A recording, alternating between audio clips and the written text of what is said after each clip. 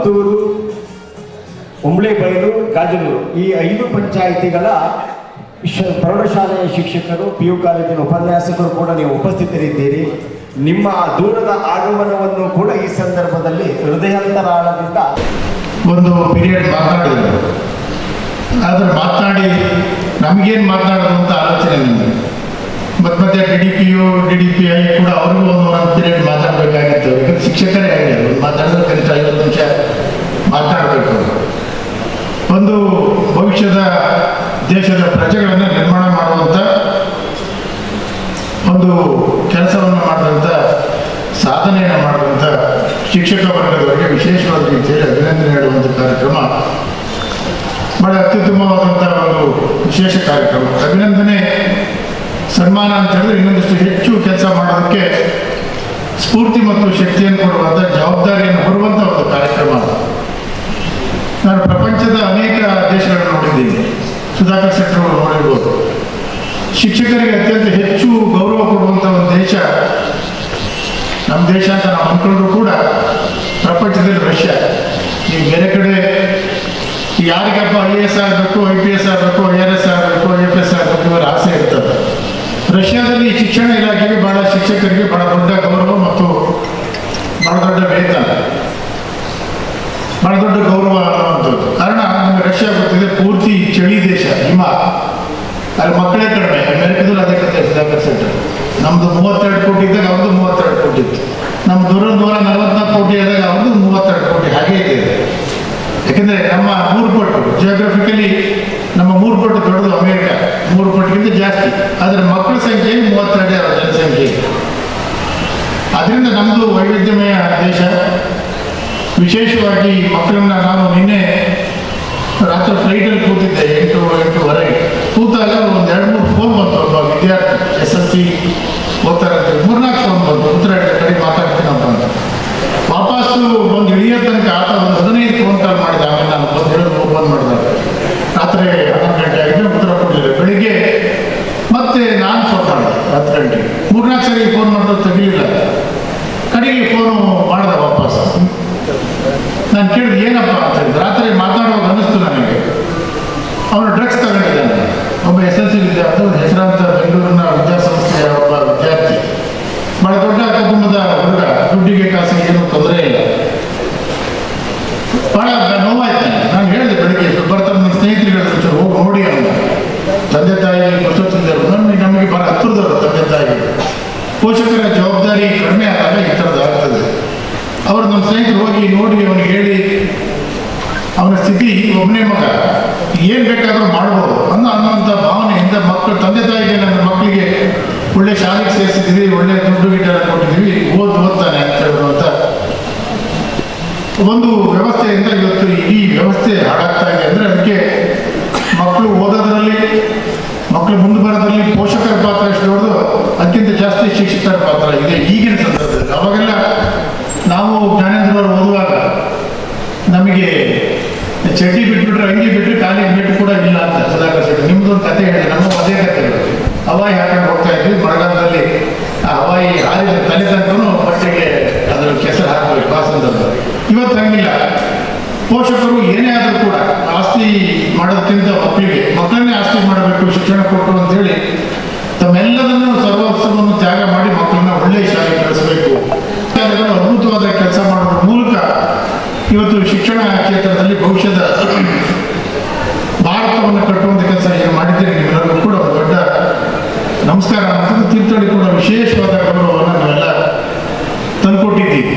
ಇವತ್ತು ಶಿಕ್ಷಣ ವೇತನದ ಶಿಕ್ಷಣ ಆಗಬಾರ್ದು. ವೃತ್ತಿಪರರನ್ನು ನಿರ್ಧಾರ ಮಾಡುವ ಶಿಕ್ಷಣ ಒಂದು, ಬದುಕನ್ನು ನಿರ್ಮಿಸುವ ಶಿಕ್ಷಣ ಆಗದೆ ಹೋದರೆ, ನೈತಿಕತೆಯನ್ನು ಕಲಿಸುವ ಶಿಕ್ಷಣ ಬರದೇ ಹೋದರೆ, ನಾವೆಲ್ಲ ಅಲ್ಲೆಲ್ಲ ಟೀಚರ್ ದೂರದಲ್ಲಿ ಕಂಡ್ರು ಅಂದರೆ ನಾವೆಲ್ಲ ಇರ್ತಿದ್ವಿ. ನಾವು ನಮಸ್ಕಾರ ಮಾಡೋದಿರಲಿ, ಈಗ ಹತ್ರ ಬಂದ ನಮಸ್ಕಾರ ಸರ್ ಅಂತಾರೆ, ಎದುರಿಗೆ ಟೀಚರ್ಗೆ ಗಣೇಶನಿಗೆ ಆ ಸ್ಥಿತಿ ನಮ್ಗೆ ಇವತ್ತು ಕೂಡ. ನನ್ನ ಒಬ್ಬರು ಗುರುಗಳು ಬದುಕಿದ್ದಾರೆ, 90 ವರ್ಷ 89 ವರ್ಷ. ಇವತ್ತು ಅವ್ರು ನೋಡಿದ್ರೆ ಭಯ, ಎದುರುಗಡೆ ಕುತ್ಕೊಳ್ಳೋಕೆ ನಮಗೆ ಆದಷ್ಟು ಗೌರವ, ವಿಶೇಷವಾದ ಗೌರವ ಮೂಡಿಸ್ತದೆ ನಮಗೆ. ಒಂದು ವಿಶೇಷವಾದ ಗೌರವ ಬಗ್ಗೆ ಗುರು ಬ್ರಹ್ಮ ಗುರು ವಿಷ್ಣು ಹೇಳ್ತೀವಿ ನಾವು. ಗುರು ಸಾಕ್ಷಾತ್ ಬ್ರಹ್ಮ ಮತ್ತು ಮುಂದಿಂದೆಲ್ಲ ಗೊತ್ತಿದೆ, ಮತ್ತು ಅದು ಪುನರಾವರ್ತಿ ಮಾಡೋಕ್ಕೆ ಹೋಗಲ್ಲ.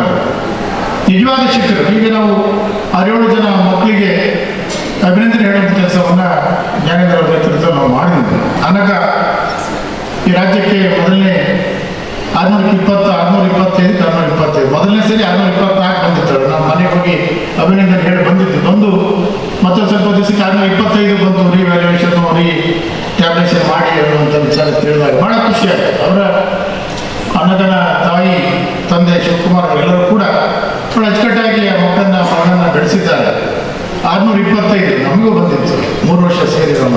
6 ಫಸ್ಟ್ ಕ್ಲಾಸ್ 3 ರ್ಯಾಂಕ್ 6 ಜನ ಇದ್ದರು. ಎಷ್ಟಂದ್ರೆ 60 ಆಜುಬಾಜು ಇದ್ದಂಥವ್ರು. ಇವತ್ತು ಎಲ್ಲರೂ 90 ಮೇಲೆ ಅಥವಾ 99, 100 ಸ್ವಲ್ಪ ಹೆಚ್ಚು ಕಡೆ ಮಕ್ಕಳ ಅವರ ತಿಳುವಳಿಕೆ ಮಟ್ಟ, ಶಿಕ್ಷಣದ ಅಭ್ಯಾಸದ ಮಟ್ಟ ಭಾಳ ಜಾಸ್ತಿ ಆಗಿದೆ. ಶಿಕ್ಷಕರು ಕೂಡ ತಮ್ಮೆಲ್ಲ ಜೀವನದ ಅವರ ತಿಳುವಳಿಕೆಯನ್ನು, ಅವರ ಬುದ್ಧಿವಂತಿಕೆಯನ್ನು ಅವ್ರ ಮಕ್ಕಳಿಗೆ ಕಲಿಸುವಂಥ ವಿಶೇಷವಾದ ಪ್ರಯತ್ನವನ್ನು ಪ್ರತಿಯೊಂದು ಶಾಲೆ ಒಬ್ಬರಿಗಿಂತ ಇಲ್ಲ ಈ ಶಾಲೆ ಕೋರ್ಸಲ್ಲಿ ಇಷ್ಟು ಬಂದಿತ್ತು, ನಾವು ಅದಕ್ಕಿಂತ ಜಾಸ್ತಿ ಆಗಬೇಕು ಅನ್ನುವಂಥ ಒಂದು ಸ್ಪರ್ಧೆ, ಒಳ್ಳೆಯ ಸ್ಪರ್ಧೆ ಆ ಥರ ಆಗ್ತಾ ಇದೆ. ಇವೆಲ್ಲದರ ಮಧ್ಯೆ ಕೂಡ ಒಂದು ವಿಶೇಷವಾದ ಲೋಪವನ್ನು ನಾನು ಕಂಡಿರುವಂಥದ್ದು. ನಾವೆಲ್ಲ ಸರ್ಕಾರಿ ಶಾಲೆಯಲ್ಲಿ ಈಗಿನ ವ್ಯವಸ್ಥೆ ಇರಲಿಲ್ಲ. ಕೆಳಗಡೆ ಬೆಂಚ್ ಇರಲಿಲ್ಲ, ಮಣೆ ಹಾಕೊಂಡು ಕೂರುವಂಥ ಸಂದರ್ಭದ ದಿನಗಳಲ್ಲಿ ಓದೋರು. ಇವತ್ತು ಎಲ್ಲ ವ್ಯವಸ್ಥೆಗಳು ಸರ್ಕಾರಿ ಶಾಲೆಯಲ್ಲಿ, ಯಾವುದೇ ಸರ್ಕಾರಿ ಇರಲಿ, ಎಲ್ಲ ವ್ಯವಸ್ಥೆಗಳು ಈ KPS ವರೆಗೆ, ಕರ್ನಾಟಕ ಪಬ್ಲಿಕ್ ಸ್ಕೂಲ್ವರೆಗೆ ಅಚ್ಚುಕಟ್ಟಾದ ವ್ಯವಸ್ಥೆಯನ್ನು ಸರ್ಕಾರಗಳು ಮಾಡಿಕೊಟ್ಟಿದ್ದಾವೆ. ಮತ್ತು ವ್ಯವಸ್ಥೆಗಳು ಕೂಡ ಇದೆ. ಪೋಷಕರು ಹಾಗೆ ಮಾಡ್ತಾರೆ. ಆದರೆ ಇವತ್ತು ಏನಾಗಿದೆ, ಖಾಸಗಿ ಶಾಲೆಗಳು ಮಾಡುವಾಗ ನಾನು ಯಾರನ್ನೂ ಟೀಕೆ ಮಾಡೋದಿಲ್ಲ. ನಾನು ಕೇಳ್ತೀನಿ, ಎಷ್ಟೋ ಜನ ಬಂದು ಹೇಳ್ತಾರೆ ನನ್ನ ಮಗನ ಇಂಥ ಸ್ಕೂಲಿಗೆ ಸೇರಿಸೋ ಖಾಸಗಿ ಶಾಲೆಗೆ. ಅಲ್ಲಿ ಹೇಳಿದ ಕೂಡಲೇ ಸರ್ ಅವನಿಗೆ 88 ಮಾರ್ಕ್ಸು ಆಗಲ್ಲ, ನಮ್ದೆಲ್ಲ 92 ಬಂದು ನಿಂತಿದೆ. ನಾವೆಲ್ಲ 34, 35 ತೆಗೆದೋ ಕಥೆನೇ ಆಗಬೇಕು. ಅವಾಗೆಲ್ಲ ಏನು ಹೇಳ್ತಿದ್ರೆ, ಕೋಳಿಗೆ ಮೇವು ಹಾಕು, ದನ ಕಟ್ಟು, ಹುಲ್ಲು ಹಾಕು. ಇಂಥ ಸಂದರ್ಭದಲ್ಲಿ ಓದಿ ಪಾಸಾಗಿ ಜೀವನದ ಬದುಕನ್ನು ಕಂಡಂಥ ನಾವು ಇವತ್ತು 88% ತೆಗೆದ ಮಕ್ಕಳಿಗೆ ಖಾಸಗಿ ಶಾಲೆಯಲ್ಲಿ ಸೀಟ್ ಇಲ್ಲ ಅಂದರೆ ಬುದ್ಧಿವಂತರಿಗೆ ನೀವು ಹೇಳ್ಕೊಡೋದಾದರೆ ನಿಮ್ಮ ಶಾಲೆಗೆ ಮಹತ್ವವೇನು? ಸುಧಾಕರ್ ಶೆಟ್ಟರು ಅದು ಹೊರತಾಗಿ ಮಾತನಾಡಿದರು. ಮಂಡ್ಯಕ್ಕೆ ಮಾಡುವವರ ಕತೆ ಹೇಳಿದ್ರು. ಅಂದರೆ ಅದು ಭಾಳ ಜೀವನದಲ್ಲಿ ಸಂತೋಷ ಕೊಟ್ಟಂಥ ವಿಚಾರ. ನಾನು ಹೇಳುವಂಥದ್ದು, ಈ ಕೆಳಗಿರುವಂಥ ಮಕ್ಕಳಿಗೆ 60% ಯಾರೂ ಇಲ್ಲ, ಬಿಟ್ಬಿಡಿ 70, 80 ಅದರ ಮೇಲೆ ಇರೋರು ಮಕ್ಕಳಿಗೆ ಖಾಸಗಿ ಶಾಲೆಯಲ್ಲಿ 90 ಮೇಲೆ ಇರಲಿ ಅಂತ ಹೇಳಿದ್ರೆ ನಿಮ್ಮದೇನು ಪಾತ್ರ? ಇವತ್ತು ಸರ್ಕಾರಿ ಶಾಲೆಯಲ್ಲಿರುವಂಥ ಎಲ್ಲ ಶಿಕ್ಷಕರು ಕೂಡ ಉತ್ತಮವಾದಂಥ ಮೆರಿಟಲ್ಲಿ ನೀವು ಪಾಸಾಗಿ ಬಂದಂಥವ್ರು, ಒಳ್ಳೆಯ ಶಿಕ್ಷಣವನ್ನು ಪಡೆದಂಥವ್ರು, ಮಕ್ಕಳಿಗೂ ಅದನ್ನೇ ಕೊಡ್ತಾ ಇರುವಂಥವ್ರು. ಖಾಸಗಿ ಶಾಲೆಯವರ ಈ ಥರದ ವರ್ತನೆಗಳು ಸಮಾಜಮುಖಿ ಆಗಿದ್ದಲ್ಲ ಅನ್ನೋದನ್ನು ಕೂಡ ನಾವು ಹೇಳಬೇಕು. ಅದರಲ್ಲೇ ನಾವು ನಾಚಿಕೆ ಮಾಡ್ಕೊಂಡು ಅವರಿಂದ ಇನ್ನೇನೋ ಅನಾಹುತ ಆಗ್ಬೋದು ಅನ್ನುವಂಥದ್ದು ಮಾಡಿದ್ರೆ ನಮ್ಮ ಆತ್ಮವಂಚನೆ ಮಾಡ್ಕೊಂಡಂಗೆ ಆಗ್ತದೆ. ಏನಾಯ್ತಂದ್ರೆ, ಈಗ ಸುಧಾಕರ್ ಶೆಟ್ಟರು ಸಿದ್ದೇಶ್ವರ ಸ್ವಾಮೀಜಿ ಅವ್ರ ಬಗ್ಗೆ ಹೇಳಿದ್ರು. ನಾನು ಕೂಡ, ಯಾಕಂದರೆ ಬರೀ ಒಂದು ಪಂಚೆ ಅವರು, ಒಂದು ಜಿಬ್ಬ ಅಷ್ಟೇ, ಏನೂ ಇಲ್ಲ, ಅವ್ರ ಜೋಬಲ್ ದುಡ್ಡು ಯಾವಾಗಲೂ ಇರ್ತಾರೆ ಅಂತ ಅವ್ರು ಹೇಳ್ತಾರೆ. ಸಮಾಜದಲ್ಲಿ, ಜೀವನದಲ್ಲಿ ರೂಪಾಯಿಗೆ ಹೆಚ್ಚು ಗೌರವ ಪ್ರಾರಂಭ ಆದಾಗ ಜೀವನದ ಅವನತಿ, ಸಮಾಜದ ಅವನತಿ ಪ್ರಾರಂಭ ಆಗ್ತದೆ ಅಂತ ಸಿದ್ದೇಶ್ವರ ಸ್ವಾಮೀಜಿಯವರು ಬಹಳ ದೊಡ್ಡ ಒಂದು ಮಾತು. ಜೀವನದಲ್ಲಿ ಸಮಾಜದ ರೂಪಾಯಿಯ ಬೆಲೆಗೆ ಜಾಸ್ತಿ ಕೊಡೋದು ಪ್ರಾರಂಭ ಆದ ನಂತರ ಜೀವನದ ಮೌಲ್ಯ ಮತ್ತು ಸಮಾಜದ ಗುಣಮಟ್ಟ ಕೆಳಗೆ ಹೋಗ್ತದೆ. ಅದಾಗಬಾರ್ದು. ಇವತ್ತು ಬಹಳ ಅದ್ಭುತವಾದ ಕೆಲಸವನ್ನೇ ಮಾನ್ಯ ಜ್ಞಾನೇಂದ್ರ ಅವರು ಮಾಡಿದ್ದಾರೆ. ಒಳ್ಳೆಯ ಕೆಲಸ. ನಾವು ಒಳ್ಳೆಯದಾಗಿದ್ದನ್ನು ನಾವು ಸ್ಮರಣೆ ಮಾಡಬೇಕು, ಹೇಳಬೇಕು. ಪಕ್ಷದ ಪ್ರಶ್ನೆ ಎಲ್ಲೂ ಹುಟ್ಟೋದಿಲ್ಲ, ಅದಕ್ಕೇನು ಯೋಚನೆ ಮಾಡೋದು. ನಾನು ಇವತ್ತು ಬರಂಗೆ ಇರಲಿಲ್ಲ, ಆದರೂ ಕೂಡ ಇದೊಂದು ವಿಶೇಷವಾದ ಸಮಾರಂಭ. ನೀವು ಈ ಸಮಾಜದ ಬದುಕನ್ನು ರೂಪಿಸಿದಂಥ ಮಕ್ಕಳನ್ನು ರೂಪಿಸಿದಂಥ ನಿಮಗೆ ಅಟ್ಲೀಸ್ಟ್ ನಾವು ಗೌರವ ಕೊಡದೆ ಹೋದರೆ ಸಮಾಜಕ್ಕೆ ಗೌರವ ತೋರಿಸಂಗೆ ಆಗ್ತದೆ ಅನ್ನೋ ಕಾರಣಕ್ಕಾಗಿ ನಾವು ಬಂದಿರುವಂಥದ್ದು. ನೀವೆಲ್ಲ ನೋಡಿದ್ದೀರಿ, ವಿವೇಕಾನಂದ ಅವರು ಹೇಳ್ತಾರೆ, ಅರೈಸ್ ಅವೇಕ್ ಅವ್ರದ್ದೆಲ್ಲ ಮಾತು ಕೇಳಿದ್ದೀರಿ. ಅಂಟಿಲ್ ದಿ ಗೋಲ್ ರೀಚ್ ಅಲ್ವಾ, ಗೋಲ್ ಮುಟ್ಟದಂತೂ ನಾವು ಹೋರಾಟ ಮಾಡಬೇಕಾಗಿದೆ. ಅವರು ಹಾಗೆ ಹೇಳ್ತಾರೆ. ನೀವು ಹೇಳಿ ಮಾಜಿ ರಾಷ್ಟ್ರಪತಿಗಳು ಕಲಾಂ ಅವರು ಹೇಳ್ತಾರೆ, ಕನಸು ಕಾಣಬೇಕು. ಎಂಥ ಕನಸು ಅಂತ ಹೇಳಿದ್ರೆ ಅದು ನನಸಾಗುವವರೆಗೂ ನಿದ್ದೆ ಮಾಡದೇ ಇರುವಂಥ ಕನಸು ಕಾಣಬೇಕು ಅನ್ನುವಂಥ ಮಾತುಗಳು. ಅವೆಲ್ಲವೂ ಕೂಡ ಒಂದು ವಿಶೇಷವಾದ ಸಂದರ್ಭದಲ್ಲಿ ನಿಮ್ಮಿಂದ ಸಾಕಾರಗೊಳಿಸುವ ಕೆಲಸವನ್ನು ನೀವೇನು ಮಾಡ್ತಾ ಇದ್ದೀರಿ, ನಿಜವಾಗಲೂ ಕೂಡ ಅದು ಭಗವಂತನ ಕೆಲಸ, ಈ ಸಮಾಜದ ಕೆಲಸ. ಈ ಸಮಾಜ ತಿದ್ದುವಂಥದ್ದು, ಬದುಕನ್ನು ಕಲಿಸುವಂಥ ಬರೀ ಸಬ್ಜೆಕ್ಟಿಗೆ, ನೀವು ಸಿಲೆಬಸ್ಸಿಗೆ ಅಷ್ಟಕ್ಕೆ ಸೀಮಿತ ಆಗದೆ ಬದುಕನ್ನು, ನೈತಿಕ ಶಿಕ್ಷಣವನ್ನು ಕಲಿಸುವಂಥದ್ದು ಆಗದೆ ಹೋದ. ನಾನು ಹೇಳಿದ್ನಲ್ಲ, ಬಹಳ ದೊಡ್ಡ ನನ್ನ ಹೆಸರು ಹೇಳಬಾರ್ದು, ಆ ಖಾಸಗಿ ಶಿಕ್ಷಣ ಸಂಸ್ಥೆ ಬೆಂಗಳೂರು ಬಹಳ ದೊಡ್ಡ ಹೆಸರು ಮಾಡಿದಂಥ ಸಂಸ್ಥೆ.